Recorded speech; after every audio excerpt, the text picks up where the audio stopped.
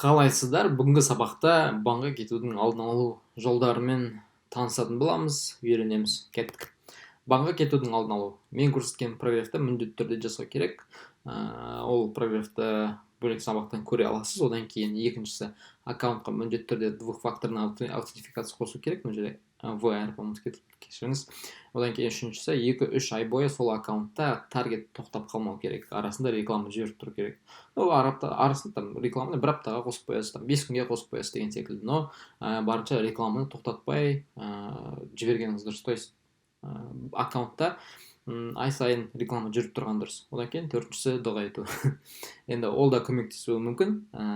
Бұл әзір ретінде айтылған нәрсе, но все равно банға кетудің алдын алу үшін осы біріншіден міндетті түрде прографты толығымен жасайсыз. Одан кейін екіншісі аккаунтқа двухфакторный аутентификация, қайтадан айтайын. Двухфакторный аутентификация, яғни сіз өзіңіздің телефон номеріңізге тіркейсіз.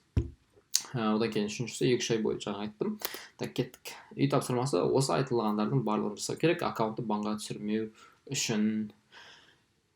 Келесі сабақта кездескенше сау болыңыз.